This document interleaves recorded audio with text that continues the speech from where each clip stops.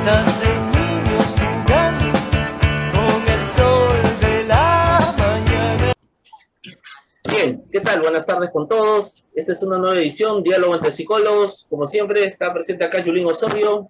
Saludando. César, ¿cómo estás? E aqui, Julinho, boa tarde, Julinho. Boa tarde para você, um ótimo domingo para nós hoje. Julinho, hoje temos um convidado especial, Julinho. Um convidado, sim, Julinho. Ele é um professor, Julinho, que ele tem licenciatura pela Estadual de Amazonas, filosofia também, cursou filosofia pela UER, Universidade Estadual de Roraima. Ele está estudando agora curso de Letras Libras também. Ele é especialista na educação infantil. Ele já ministrou aula no ensino superior, ensino fundamental, já. A linha de pesquisa dele é essa educação científica na educação infantil das crianças surdas. E aí, Julinho, queria ver agora o assunto importante agora para nós, já que segunda-feira começa já as aulas aqui em Roraima, já começa já as aulas. E o assunto de hoje é a importância do bilinguismo na educação dos surdos.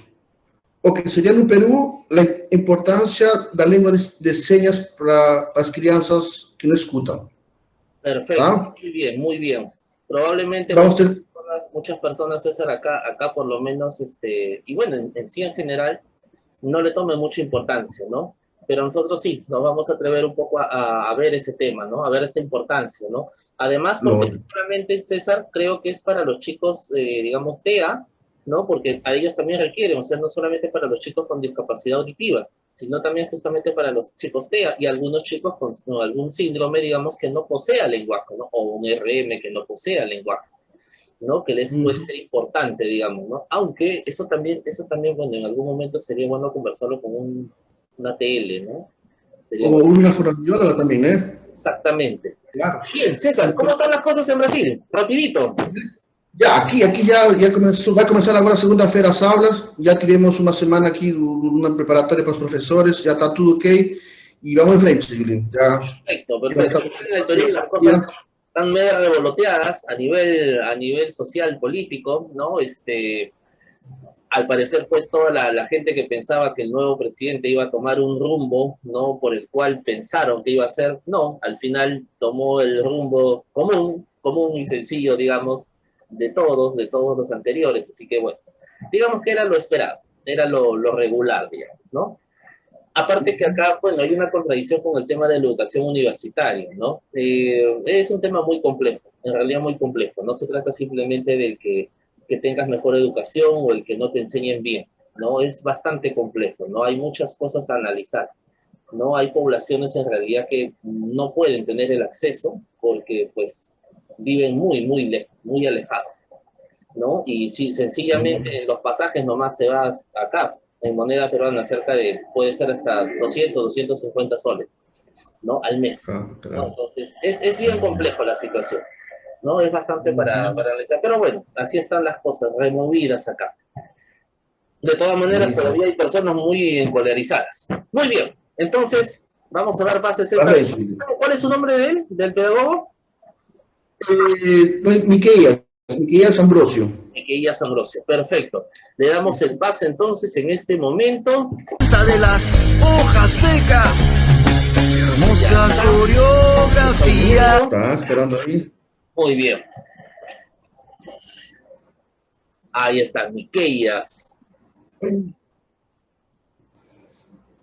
Pronto. Opa, boa tarde, Miqueias. ¿Cómo estás? Buenas tardes. ¿Qué tal? Boa tarde.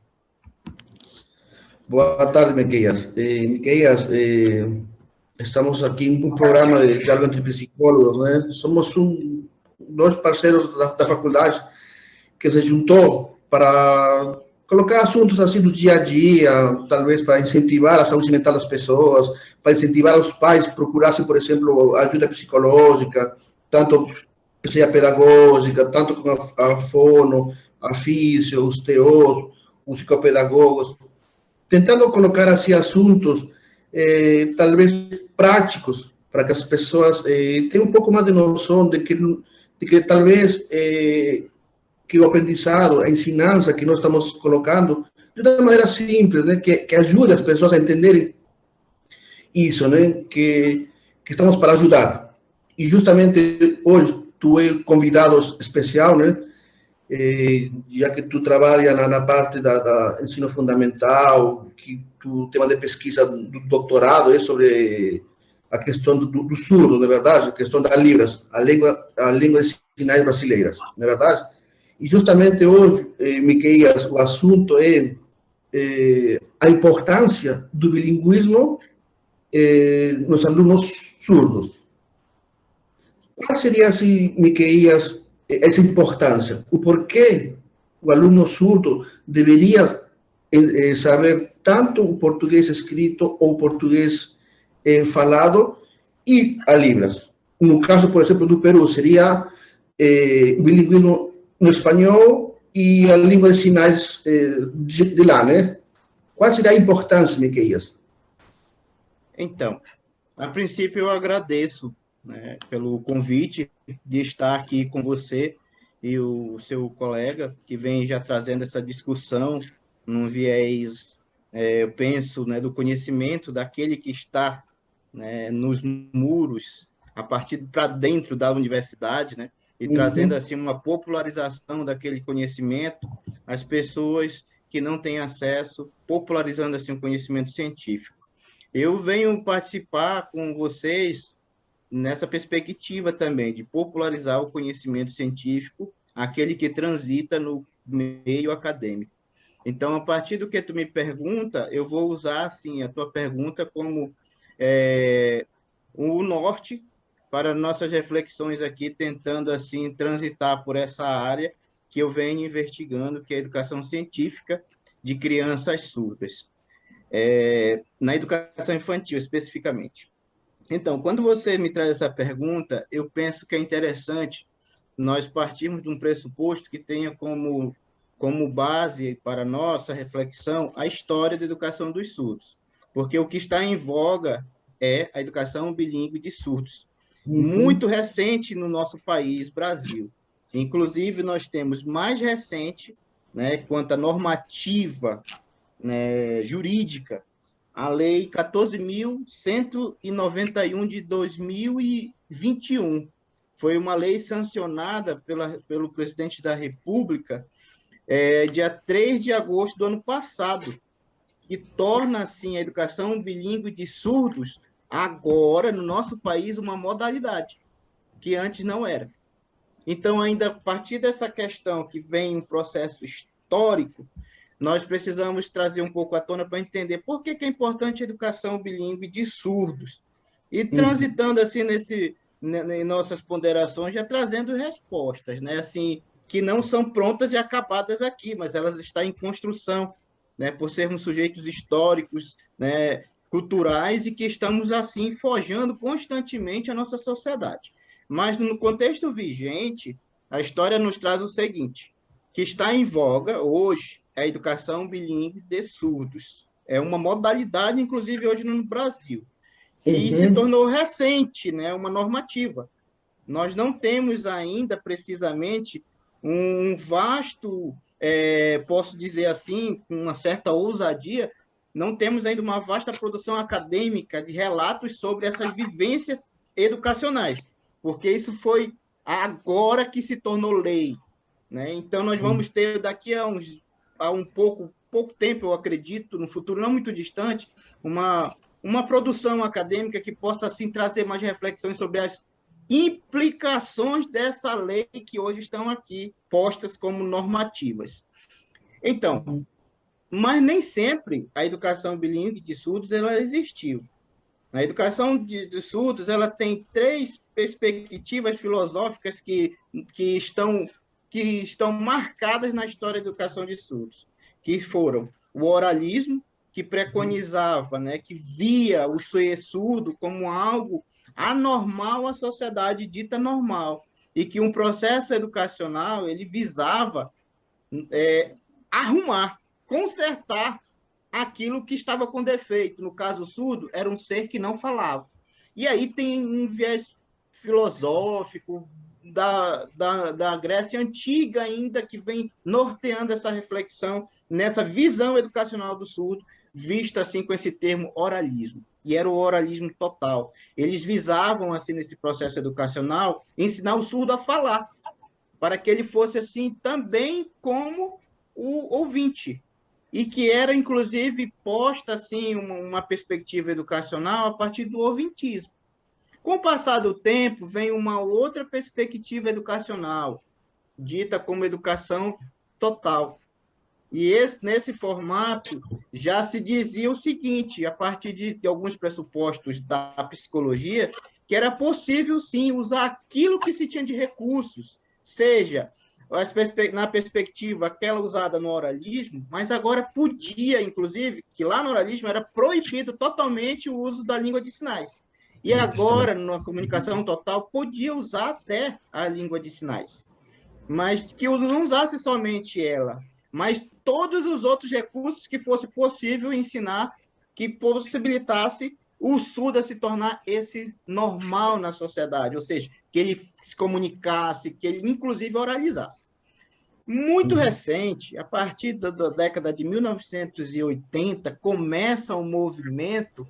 Niquías, ¿tú consideras entonces que las personas en general, a ver César, tú también me traduces, las personas en general deberíamos saber esto para que las personas con sordera, las personas con discapacidad auditiva, puedan sentirse más incluidas en la sociedad? O sea, digamos que a nivel de salud mental, ¿no? Las emociones que ellos sienten, ¿no? Las actitudes que ellos sienten frente a las personas que no las entienden. ¿Es necesario entonces que nosotros también nos incluyamos con ellos? Miqueias, eu penso... Entendeu, né? A pergunta? Vamos dizer que sim, vamos caminhar para a gente não perder tempo, né? E aproveitar e dinamizar. Eu entendi. O cerne da ideia dele, que ele traz, eu entendi. Obrigado, César, pela preocupação de nos nortear, nos orientar nesse sentido. Claro.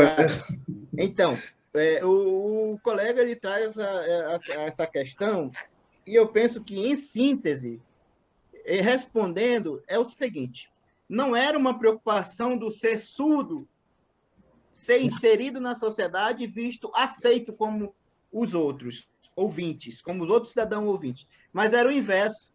Era o ouvinte que via essas possibilidades e impingia, assim, ao surdo. Era uma imposição social, não era o desejo do surdo. Claro. E que tem uma relação muito significativa quando nós chegarmos agora na perspectiva do bilinguismo na educação do surdo. E nós vamos, inclusive, faz parte da resposta. Por que é importante o bilinguismo na educação do surdo? Então, em síntese, é isso. Não era um desejo do ser surdo ser igual ao ouvinte, mas era uma imposição da sociedade majoritária ouvinte em tornar o surdo igual a eles. Certo? Certo, não. Digo isso, então, tentando dialogar com o colega.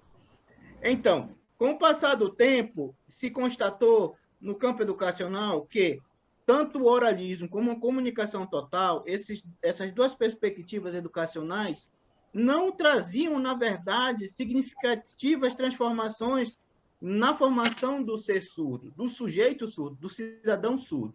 E como mencionei, em 1980, inclusive no nosso país, começa a ter influência de outros países, como os Estados Unidos, França e outros, que têm forte influências, inclusive, dos estudos da linguagem, né, os estudos linguísticos, né, e tem alguns teóricos que fundamentam essas ideias, como Chomsky e outros, que têm uma concepção sobre a linguagem e a influência disso na formação do ser surdo, e começa a ver esse olhar desse sujeito surdo a partir desse conhecimento que está em voga na sociedade.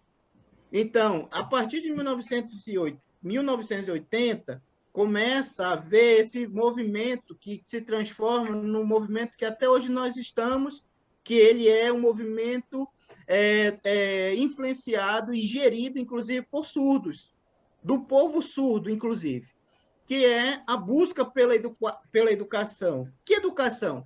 Aquela que respeite, que valorize a singularidade do ser surdo. Que ele é um sujeito que compreende, interpreta o mundo e interage com esse mundo e com seus pares numa perspectiva visual. E que ele tem sentimentos, que tem emoções, que elas são assim manifestadas em diversos formatos, inclusive por meio da literatura, mas no viés de uma língua que é própria, criada pelo povo surdo. Miqueias, em essa relação que tu tá falando aí, também entra, talvez, o que é a educação inclusiva. Nós sabemos, de épocas antigas, né, que tinha exclusão, tinha agora integração, aí depois veio a educação inclusiva, de verdade, todas essas fases que se teve. Agora, nós daqui a pouco, já segunda-feira, começam as aulas aqui no ensino fundamental e tudo mais, não é verdade? Sim. Agora, assim, do ponto de vista, Miqueias, aquela educação bilíngue que se precisa, sim, para ter uma comunicação com o surdo, e se precisa, sim, para quê? Para ter uma inclusão social, uma inclusão de uma pessoa com deficiência dentro de uma sociedade. Agora, até que ponto, Miqueias, esse bilinguismo, esse aprender o português e a língua de sinais, ajuda no aluno surdo para uma convivência social? Então, eu gostaria de continuar assim o diálogo, não fazendo pontos e não retomando a eles, né? Mas a tudo aquilo que você, o colega, ou eu venha trazendo, a gente possa estar ampliando e aprofundando a nossa reflexão nessa temática. Então, assim, trazendo, né, dando ênfase nessa perspectiva de ampliar e de aprofundar, o César traz essa contribuição com essa questão.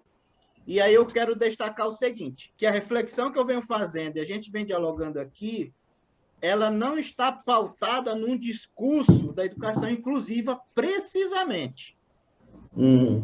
Dito isso, eu destaco que refletir sobre educação de surdos, nós podemos pensar, fazer essas reflexões a partir de alguns discursos, entre eles antropológico, filosófico, sociológico, clínico, terapêutico, e eu trago essa que vem ponderando a minha reflexão aqui e aquilo que eu tento escrever e investigar ainda no doutorado, que é sobre os estudos surdos, que é uma ramificação dos estudos culturais. Então, peraí, e o que tem a ver isso com a educação inclusiva? A questão é que, no nosso país, no meu ponto de vista, eu destaco isso, assumo essa fala, nós temos, né, essas discussões da educação inclusiva, educação especial, que tem uma influência internacional no nosso país, né, sobre essa inclusão de todos e que todos sejam contemplados com a oferta do ensino ofertado pelos países, né, o ensino formal.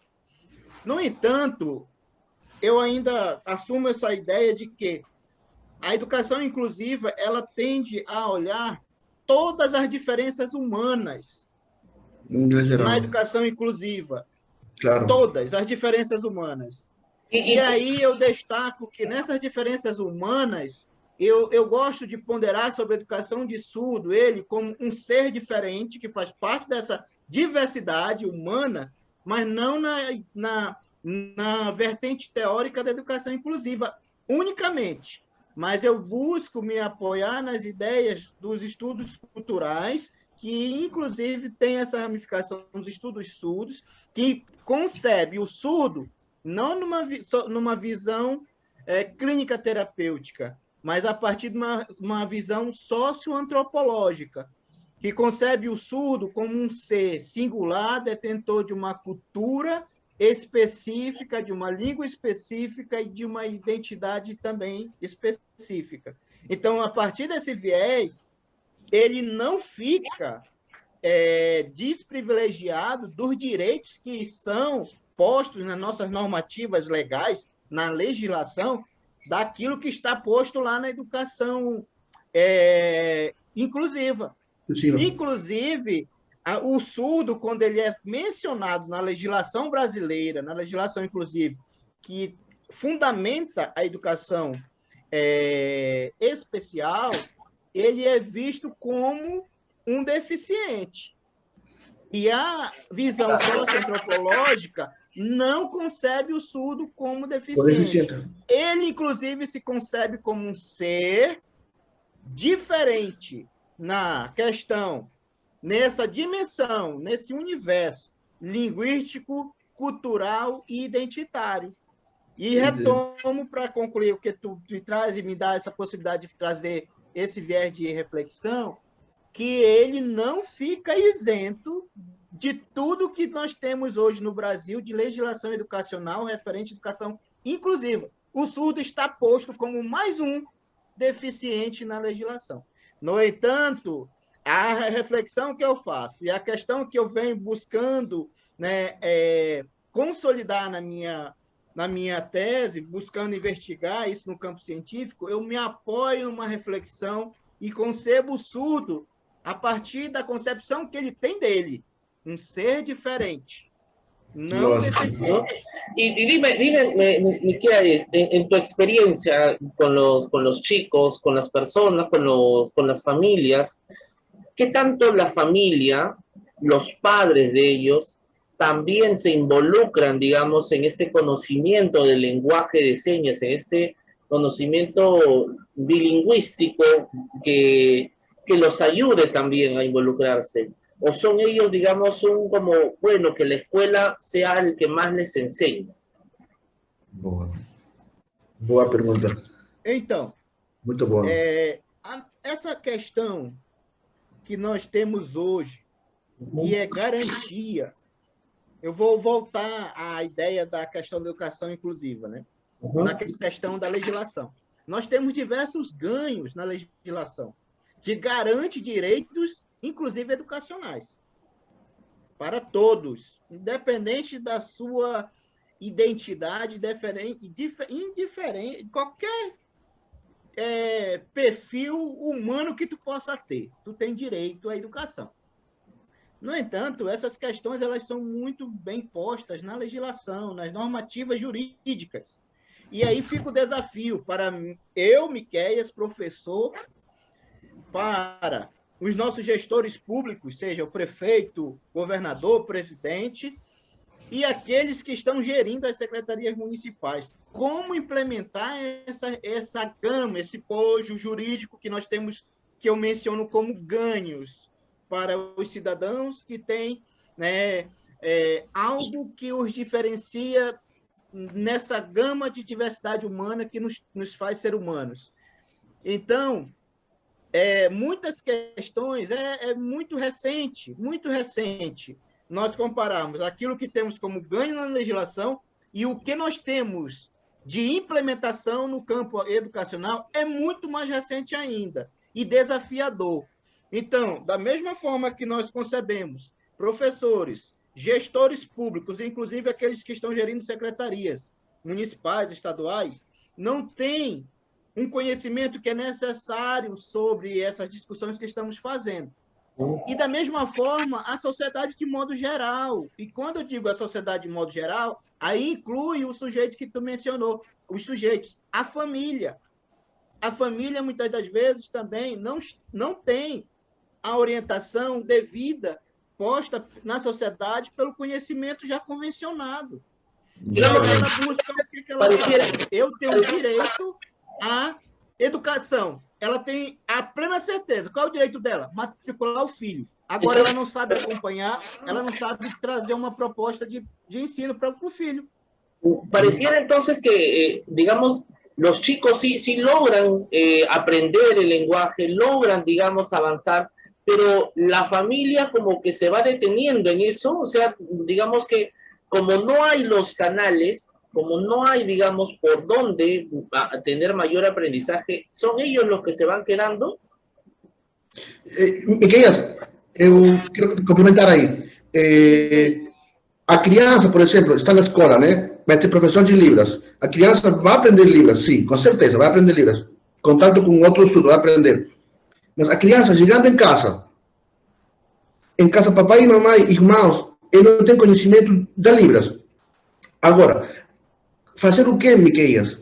Se na escola eu aprendo, me comunico com Libras, línguas sinais brasileiras e tudo mais. Agora, chegando em casa, papai e mamãe não ajudam, ou não sabem, ou não querem aprender Libras. Então, qual seria essa dificuldade, Miqueias, que tu percebes nisso? Por quê? Porque nós sabemos, Miqueias, que nós sabemos a comunidade surda, por exemplo, os surdos em si, está dentro de um mundo ouvinte, não é verdade? Se eu aprendo Libras na escola, tudo bem. Aprendo Libras na comunidade surda, aprendo Libras em outros centros. Mas socialmente, as pessoas não sabem, não é verdade? E agora? Qual seria, assim, do ponto de vista, Miqueias? Então, a partir da vivência profissional, com a criança surda que eu venho tendo, e também com a vivência acadêmica, nós temos a seguinte constatação. A literatura que aborda sobre educação de crianças surdas já se convencionou no campo teórico que mais de 95% das famílias das crianças surdas são ouvintes. Lógico. E a criança, ela chega, quando chega lá na escola, né? Porque assim, hoje, falando da realidade do município de Boa Vista, nós temos oferta de ensino de 0 a 3 anos nas creches, que são as casas-mães, de 4 a 5 anos na pré-escola, né? E de 6 até, ofertada até o 5º ano. Mas quando a criança ela chega, por exemplo, vamos estimar que a família decidiu levar essa criança quando ela tinha 3 anos para a escola. Então, ela foi para a creche, lá para a casa-mãe. E essa família, muitas das vezes, quando chega essa criança, ainda nem constatou que ela é surda. Por falta desse conhecimento que não foi popularizado ainda às famílias, à sociedade de modo geral. Mas vamos considerar que essa família já constatou que a criança é surda, aos 3 anos de idade. Mas a família toda é ouvinte, nunca ouviu falar de Libras.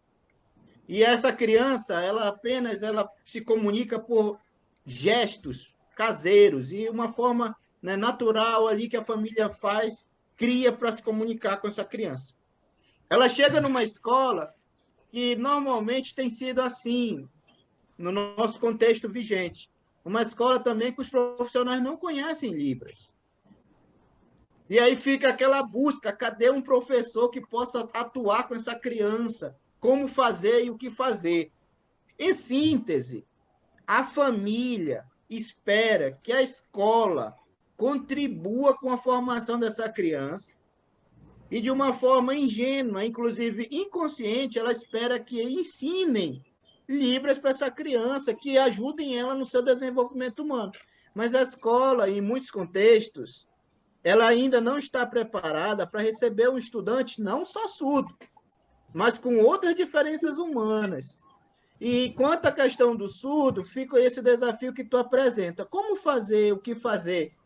Que se espera, inclusive fica manifestado na literatura vigente sobre a educação de surdo, que a escola precisa ser um lugar propício de comunicação, rico linguisticamente para essa criança.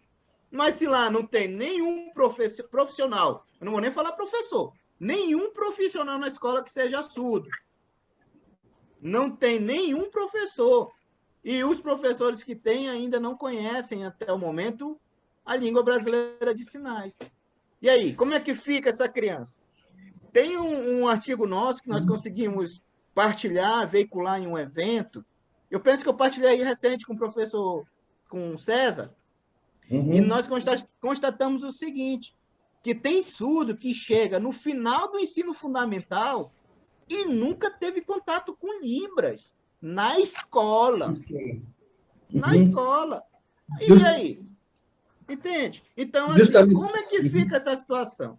De quem é a atribuição de transpor essas questões que o César traz? É responsabilidade. Que aí eu gosto muito de um autor chamado Libânio, que ele diz quanto ao papel da escola.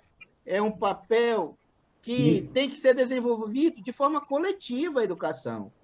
Justamente, Miqueias, é isso, né? Essa forma coletiva que tu está falando, que eu sempre falo aqui com Julinho, né? Essa forma coletiva, Miqueias, é a família, primeiro a família, Yes. depois a criança. Depois da criança, vem o que, Miqueias? A escola. No final, os três pilares, vem a sociedade em si, uma sociedade que aceita essa inclusão. Nós já falamos aqui com o Julinho em vários episódios sobre a importância de ter como conhecimento, por exemplo, de procurar um profissional. Nós sabemos, Miqueias, criança com 3 anos ou 4 anos, o professor sabe, não escuta, ou está muito hiperativo, ou não obedece, está totalmente agressivo e tudo mais. Ir buscar um profissional. Esse contato, Miqueias, talvez é um choque para os pais. Já falamos sobre o luto de que o filho fosse deficiente, ou com TEA, por exemplo. Esse choque para os pais precisa ser resolvido por um profissional, seja psicólogo, psicopedagogo, terapeuta ocupacional, afísio, ou um médico clínico geral, para assim, Miqueias, os pais entenderem, meu filho tem algum problema, independente se seja surdo, cego, baixa visão, ou um TEA, independente disso, procurar ajuda. Entre mais cedo a criança seja diagnosticada com qualquer síndrome, um diagnóstico, e o apoio interdisciplinário, a criança melhora. Se temos como base uma família que aceita e que vai ajudar sempre, que seja dentro, com uma ajuda, um suporte para a criança. Isso que nós estamos aqui, Miqueias, essa força que estamos tendo, né, de colocar esses assuntos básicos, talvez, práticos, talvez, de tentar chegar nas famílias, que as coisas são assim. Então, Que, na verdade, Miqueias, nós estamos caminhando, né, nesse caminho, e ele ainda não terminou. E nós estamos aprendendo enquanto caminhamos. muito bom, E essas interações que vocês estão proporcionando, elas são de suma importância para a sociedade. justamente. E isso precisa ser valorizado E compartilhado. discutido, né? Porque quantas pessoas podem ter acesso a um psicólogo? Ese es el tema. Acá también en el Perú siempre hablamos que, bueno, lamentablemente los accesos son difíciles, pero Então, es necesario. se fizermos uma pesquisa, eu acho que nós vamos ficar, inclusive, assustados com os resultados. Se nós perguntarmos na sociedade não acadêmica, inclusive naquelas que têm acadêmicos, por exemplo, se tu perguntar da minha mãe, que é analfabeta, com quase 80 anos, tu perguntar dela, mãe, eu perguntar, mãe, o que é um psicólogo? O que ele faz? Qual a função dele na sociedade?